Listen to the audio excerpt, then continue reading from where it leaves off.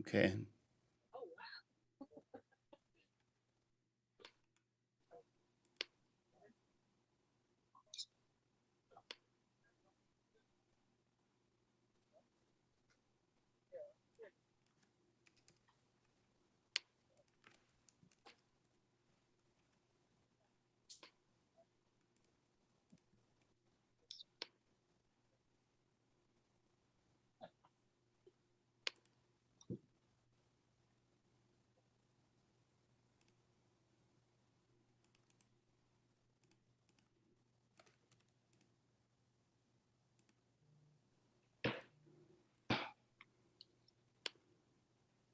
Oh.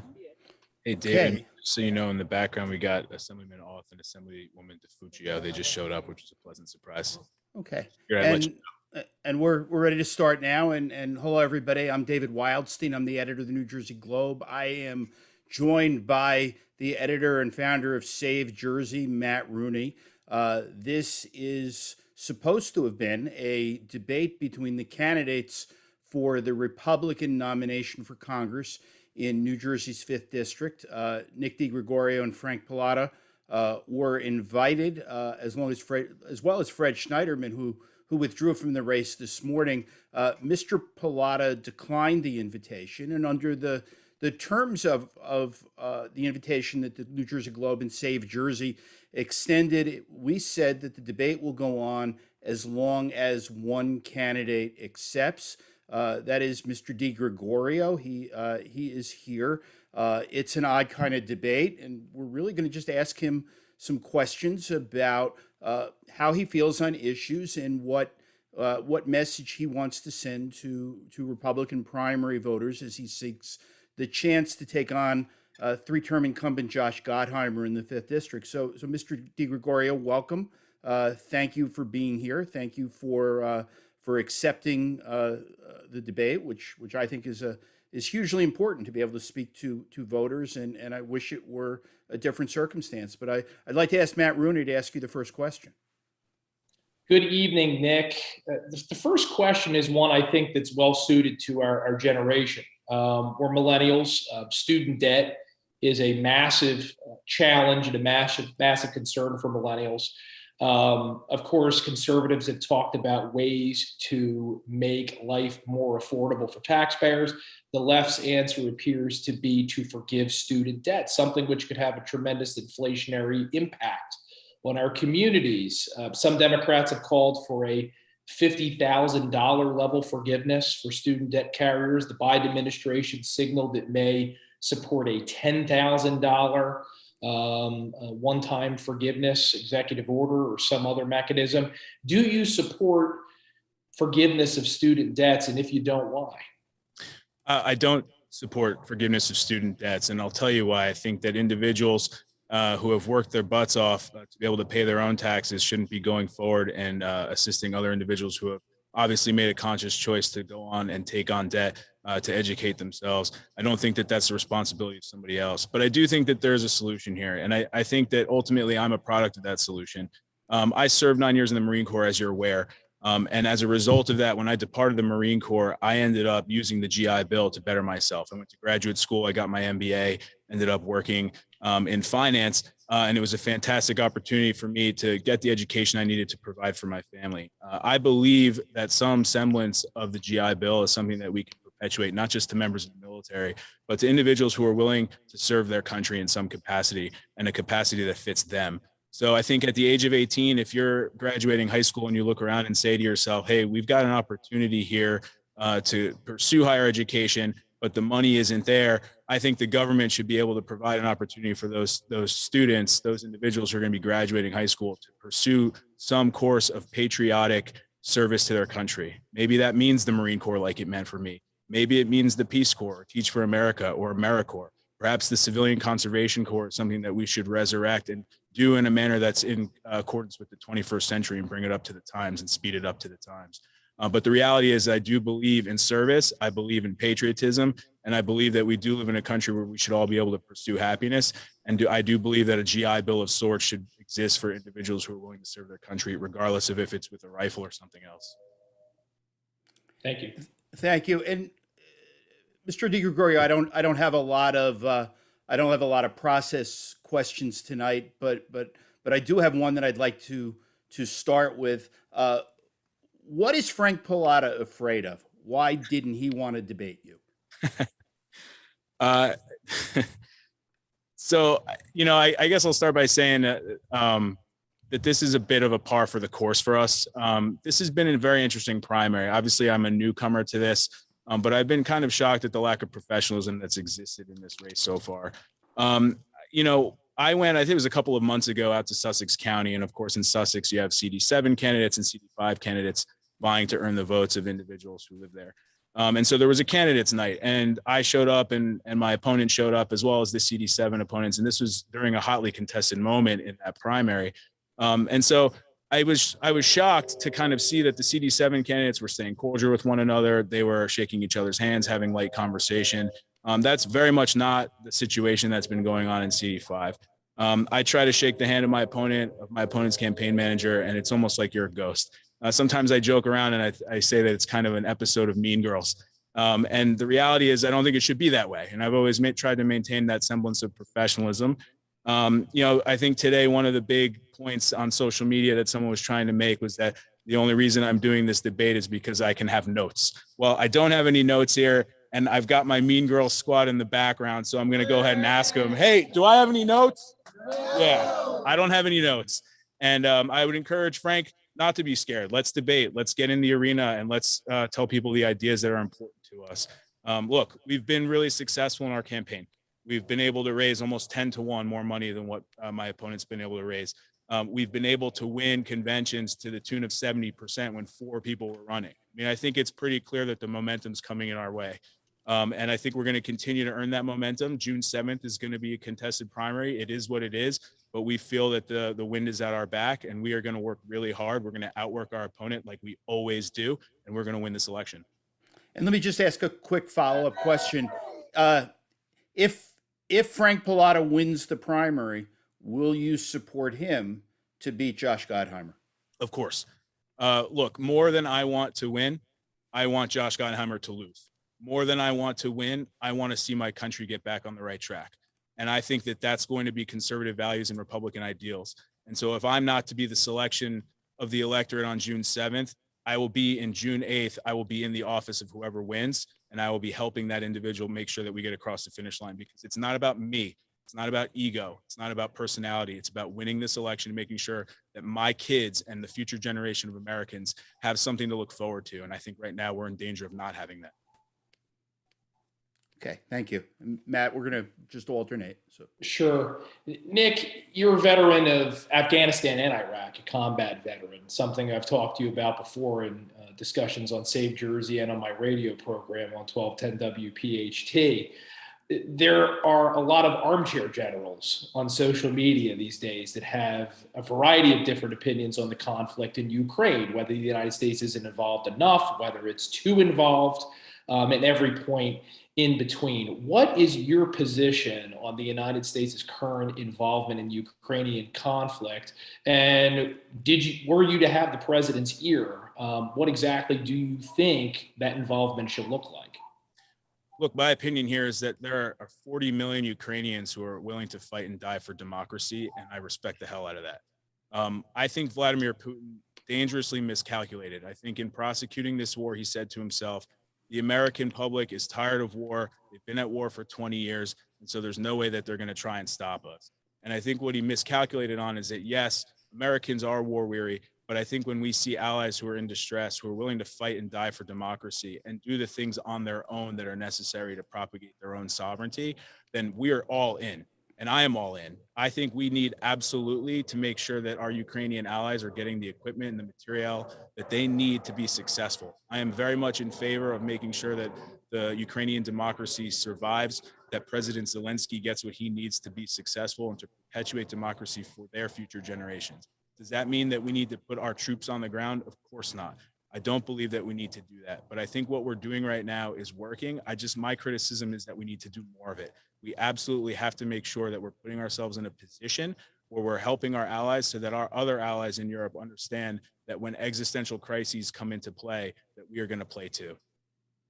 Quick follow-up question related to Ukraine. Something that's very controversial, especially in Republican circles, is the tremendous amount of foreign aid that the United States sends to allied countries and also some countries where they may be less popular in the town square here in the United States.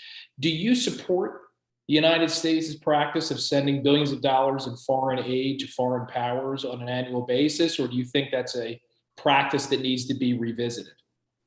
I think it's a case-by-case issue. I think if we're talking about gender studies in Pakistan, I think I'm less inclined to be supportive of that than I would be to making sure that our NATO alliance is strong and that Russia knows that they can't walk all over Western Europe.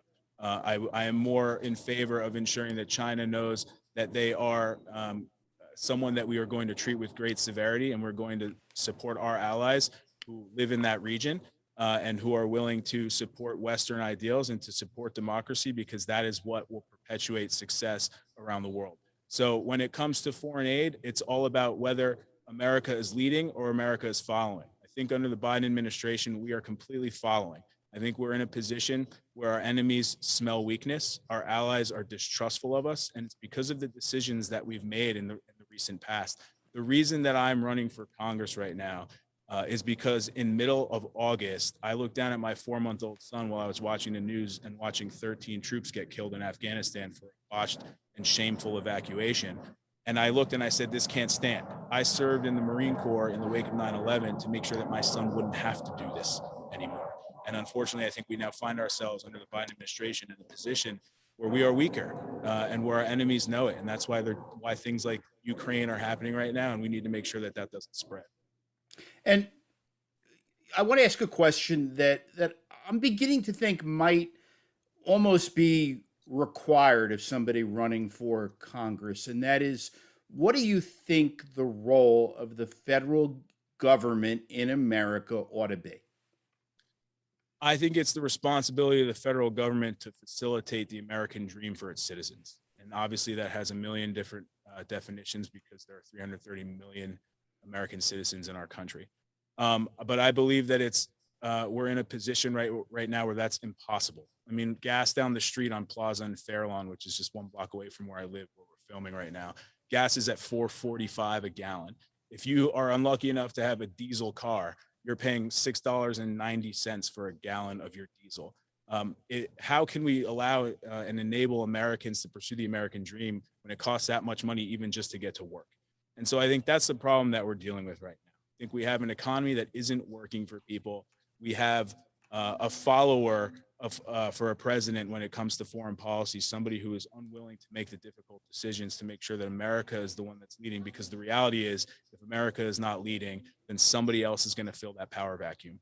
And so I think it starts in 2022, right here, right now, with the midterm elections. Joe Biden in 2024, let's hope that a president comes through and that he's no longer a president, he's the one-term president. But before we do that, in 2022, we have an obligation to make sure that this rubber stamp Congress that's led by Josh Gottheimer is no more. We need to get Josh Gottheimer out of Congress. We need to make sure that we have people who are willing to make the hard choices and tell President Biden no. And just as a follow-up to that, because it's an important issue, certainly to people watching a debate that is streamed onto a number of platforms. What should the government's role be in regulating social media and speech on social media? A hugely important question. I'm reminded of what Elon Musk said the other day, and he said that Twitter has now become the world's town square. And so I believe that the way Twitter has been run and social media outlets have been run, there's been this very uneven application of the rules. And it's very clear to me that conservative commentators and individuals who believe in one side of the spectrum are being marginalized, and yet those same rules are just simply not being applied to the other side of that spectrum. I think that's unfair. I think that legislation and government intervention is probably something that we need to be considered, and I would absolutely favor Section 320 reform as a result. Okay. Thank you. Nick, one of New Jersey's 2 Republican congressmen, Jeff Van Drew, down my way in South Jersey, is sponsoring a bill which he calls the My Child, My Choice Act. And Governor, or I should say, Freudian slip, Congressman Van Drew's own words, his legislation will require written consent by parents. And if a school who receives federal education funding fails to do so, and this is in concern to certain sexually explicit curriculum that are currently now controversial in New Jersey, they could lose that federal funding. If you become a member of Congress this upcoming January, would you support Congressman Van Drew's bill? I am the father of a 3-year-old daughter and a 1-year-old son. When the discussion a couple of weeks ago came out about Governor Murphy talking about public school system requiring sexual education for 7-year-olds in second grade, that was hugely concerning to me, and I took to social media to talk about it. I have a huge problem with that. I don't think that that is the appropriate age in which we teach our children the sexual anatomy of the human body. And, you know, I came back to New Jersey with my wife after 9 years of military service. And we said, okay, well, we're going to pay high taxes because it's a high tax state. In fact, it's the highest tax state in the country. But you know what? We made that excuse that I think so many families make, which is, but the school system is great. And unfortunately, we're not even using the public school system anymore. We have our daughter now in private school. She goes to Catholic school. It's incredibly expensive. It's something that we're doing because we feel we need to, not because we want to. And I'm just reminded constantly of the families that can't make that decision, that don't have the means to make that decision. I think it's incredibly unfortunate that this is being pushed. And I think it's wrong. And I think we absolutely need to fight for our kids. And we need to restore parental rights back to the kitchen table. This is not something that bureaucrats in Trenton and Washington should be ramming down our throats. But would you support Representative Van Drew's legislation, which would involve the federal government directly in depriving states that push these sorts of things on children and families of federal funding? I would surely take a look at it. I haven't looked at the bill, but it sounds like something that is in line with the values that I espouse. And certainly after taking a look at it, I'd have a better answer for you. Thank you. Yeah, let me just, if I could ask a follow-up off of Matt's question. We talk about federal funding and tying federal funds to what a state does. You're seeking to represent Bergen County and parts of Passaic and Sussex in Congress. What if the risk to supporting that bill meant that there would be no funding for transportation infrastructure projects like the Gateway Tunnel? Would that affect your willingness to support a ban on federal funds going to states? Yeah, look, the bottom line is that we're talking about specific pieces of legislation. And certainly before I would make a hard and fast decision on these pieces of legislation or any pieces of legislation, I would want to do my due diligence and read through them. I think the role of the representative, of a congressional representative, is to enact the will of the people and to not turn away from your principles in doing so. Part of that is making sure that people know exactly who you are and saying the things that make you who you are and the principles that make you the person that you are going to be in the Congress and representing them. So it starts with that, and then it goes to reading the legislation and making sure that you're making decisions that are on behalf of those 735,000 people in your congressional district. So my promise is always to do my due diligence and never to turn away from my principles. Okay. The issue that everybody is talking about this week is the release of an advance copy of a Supreme Court decision that would overturn Roe v. Wade. You are pro-life. Your opponent, Mr. Pallotta, is pro-life. What I think Republican primary voters want to know is how pro-life are you? And I guess the best way to find that out is to just ask you directly to state your position on abortion. I'm pro-life with exceptions. Okay, and that would mean that you would be against total bans on abortion? It means in the exceptional cases of rape, incest, life of the mother, I would use a different yardstick. I don't believe it's the role or the responsibility of government to tell a woman that she must carry a child to term if it means that she will die. That seems to me to be outside the scope of government to confer a death sentence onto someone like that. It's my opinion that in the case of rape, if someone is brutally violated against their will, that the repercussions of someone else's action on them should not be borne on the victim. And so that's my position, as clear as I can make it. Okay, thank you. Nick, right now in your district, the average price of a regular gallon of gasoline is around $4.25 and climbing. Diesel is obviously much higher, as you've already mentioned. Clearly, this country is having an inflationary crisis, but Americans are feeling it most difficultly at the pump, which is particularly problematic for New Jersey since we're a state that relies on summer tourism. And we want people to come here and gas up and go to the Jersey Shore and our parks and our other destinations very soon. If you're elected to Congress, what is your specific energy program that you would espouse to not only make this country energy independent, but also immediately attack gas prices? Yeah, I think an all of the above approach to energy is really going to be the best answer. I believe that nuclear needs to play a huge role in American energy going forward. I certainly don't believe that we should be curtailing oil drilling, especially at a time of such high inflation and the gas prices being as they are and supply and demand being so out of whack. Look, the reality is this: green energy is the future. But when is the future? The future is not now. We're at the bleeding edge. In order to heat and electrify a home using solar or wind power, it costs about $125 per kilowatt hour. It costs $11 per kilowatt hour to do nuclear or to do fossil fuel related. We're just not at the point of price parity yet. So the idea that we can just shut off the oil pipeline, that we can just shut off nuclear and go toward these renewable sources, maybe one day we'll be there. I hope for the sake of my kids and the next generation that we'll get to there at one point, but we're simply not there now. And so all of the above approach is what's necessary at this time. Okay. Mr. DiGregorio, this is a question that gets asked in Republican circles and Democratic circles. Do you believe that Joe Biden is the legitimate winner of the 2020 presidential election? Joe Biden is unequivocally president of the United States. And because that is the answer, that is the reason Matt Rooney just asked me the question about inflation. I mean, it is very clear that Joe Biden is the president of the United States because our economy is in shambles. It is very clear that Joe Biden is president of the United States because our enemies are walking all over us.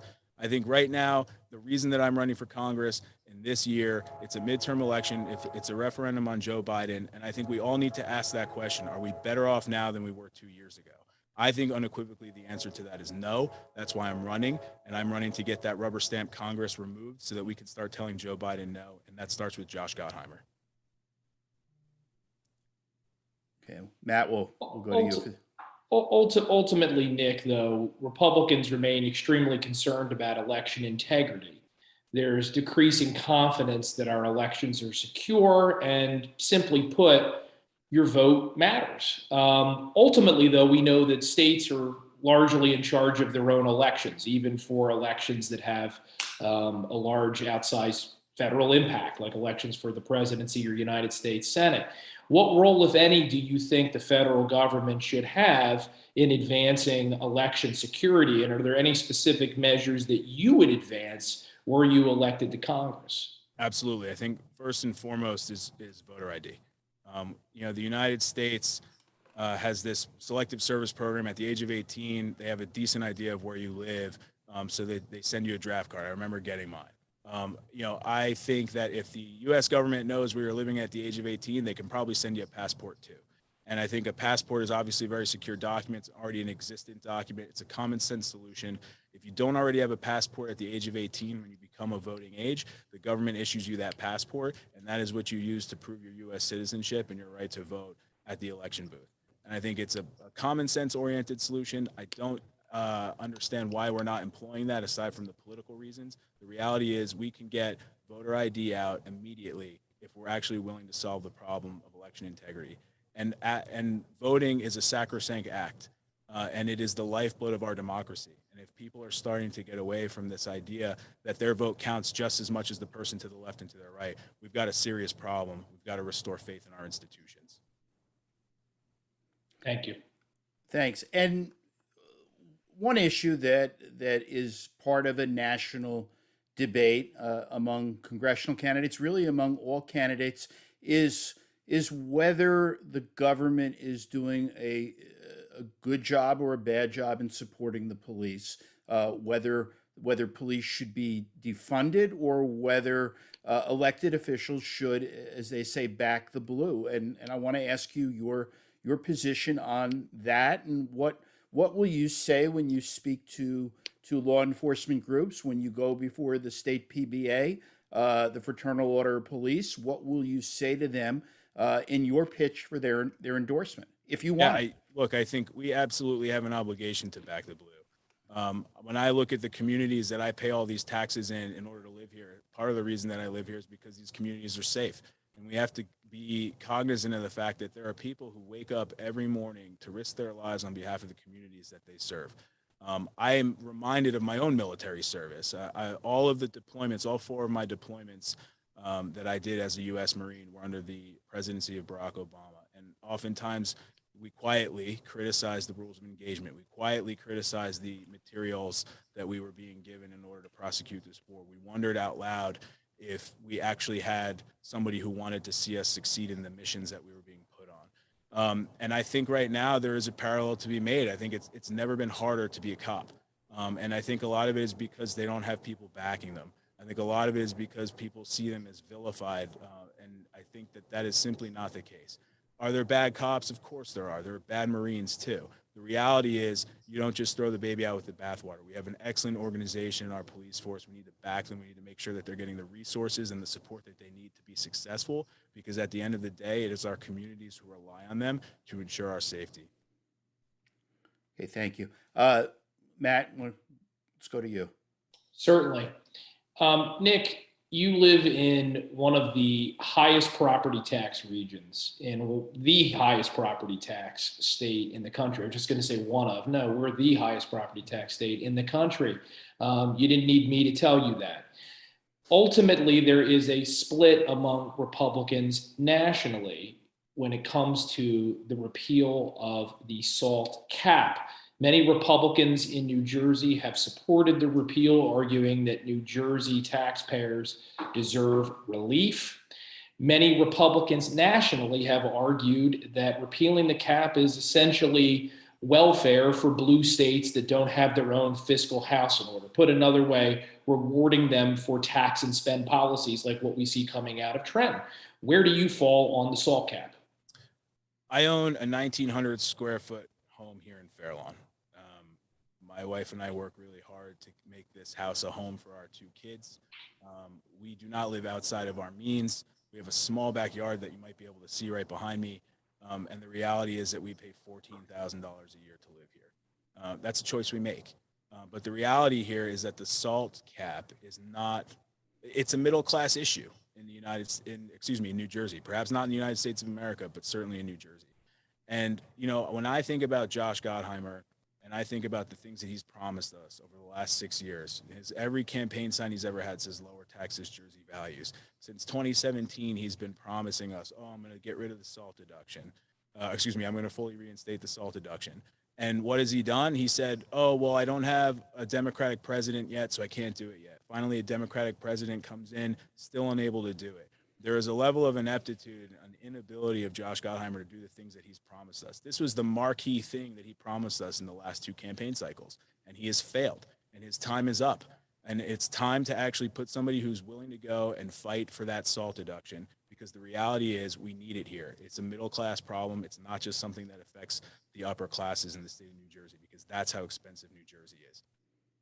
And if you're elected to Congress, the very first vote that you will cast would be for Speaker of the House.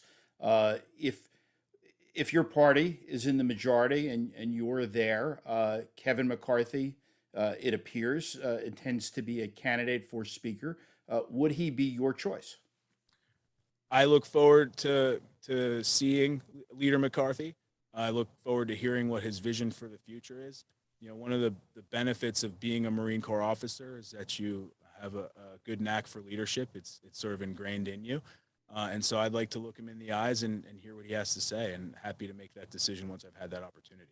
And anybody else you have in mind as somebody who'd make a great speaker? I think that there are plenty of people in the Republican Party who are great leaders. And at this time, I think that it's just a matter of having an opportunity to hear them out and see what their plans are. And if those are congruous with the plans that I envision for my kids and for the future generations of America, then that's the person that I would go with. Okay. And I think we have time for one last question from Matt Rooney.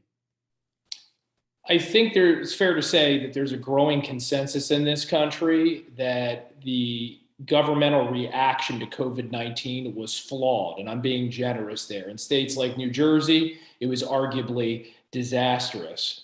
And the face of the federal response and the governmental response generally was Dr. Anthony Fauci. There have been calls in Congress, Nick, from Representative Jim Jordan, from Senator Rand Paul, to investigate Dr. Fauci, to haul him in front of Congress, to conduct hearings, and to get to the bottom of what went so badly wrong. Were you to join Congress in January, would you support using subpoena power to bring in Dr. Fauci and force him to answer for the federal response to COVID-19? I think we learned a lot of lessons by trial and error in 2020 and in 2021. I think we made a lot of mistakes. And I think anything that we do in Congress moving forward needs to be to ensure that future pandemics and future outbreaks are handled in a way that's less myopic, handled in a way that is more forward thinking and more inclusive of the entire population. So my answer to that is simply that if we're not thinking about the next pandemic and the mistakes that we made in this last one, then we're wasting time. And that's what I think the Congress should be focused on.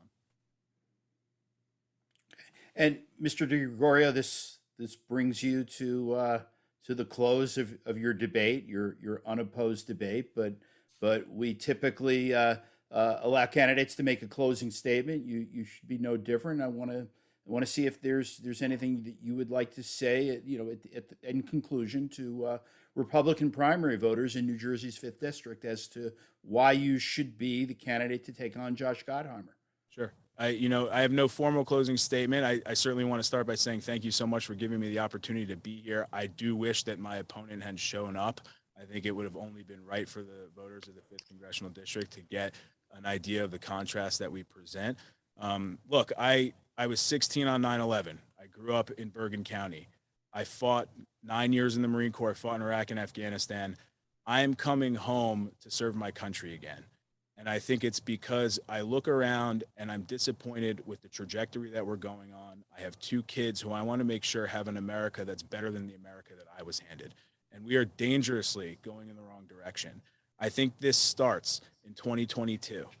I think it starts with making sure that we have a Congress that is willing to stand up to this president of the United States, who in the last 2 years has taken our country into a downward spiral that is historical in its ineptitude. And so it's time for us now to fight back.